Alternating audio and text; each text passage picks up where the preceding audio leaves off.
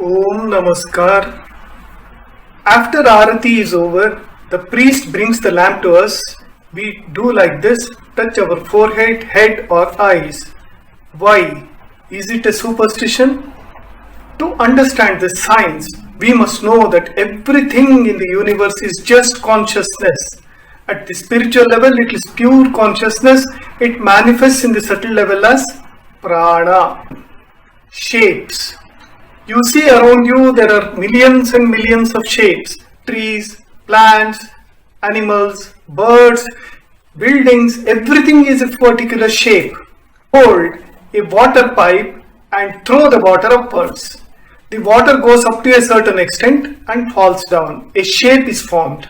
But the tree is like that because it has that much force and energy. Everything, every shape is determined by the inner energy or force called pranic force. Remember what Sri Ramakrishna said about his own image. This image of Bhagavan Sri Ramakrishna is unique in the history of humanity. This is the highest level of spirituality to which any living being or God or divine being can attain. Sri Ramakrishna sat in that highest state of samadhi and said later on that will be worshipped in every home. What is worship? Receiving grace. So, receiving love and grace through this image. How? This is an act of the Kundalini. Kundalini is energy in us and in the divine.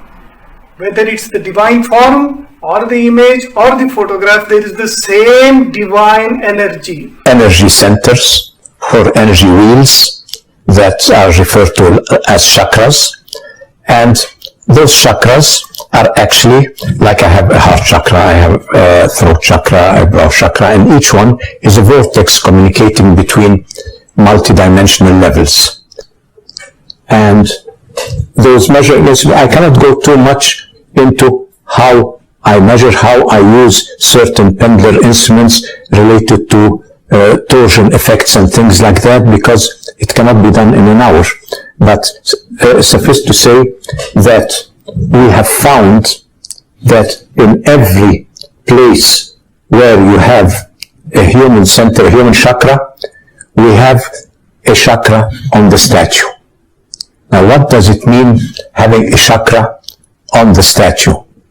Means that you have life force. Means that you have all the biological functions of the location of that chakra in the statue. But my statue...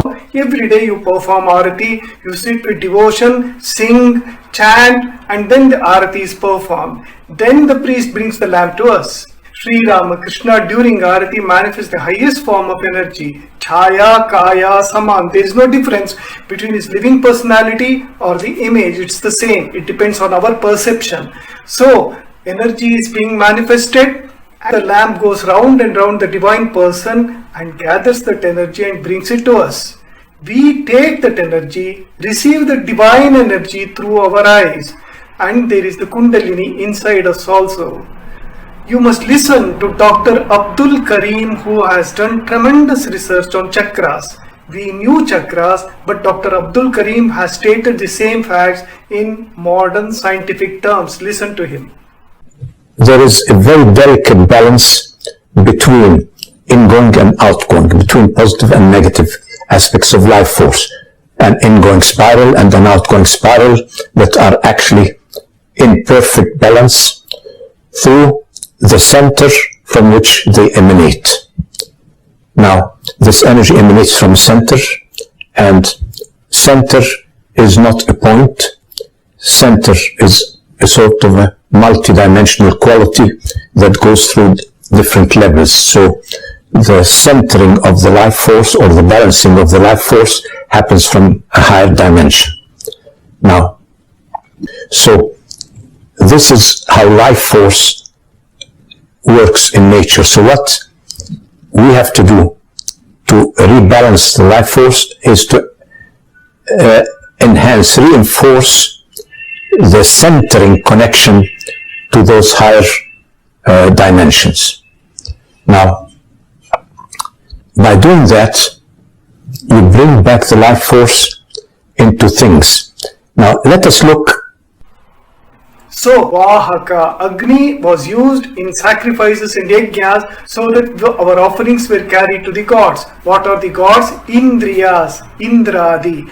Inside there is that energy. Outside there is the divine energy, but spiritual energy is lacking. That comes through divine grace. This is the wonderful science behind Arati. Everything in Hindu Dharma is scientific. The only thing is we must patiently study, understand and know. Hari Om Tat Sat.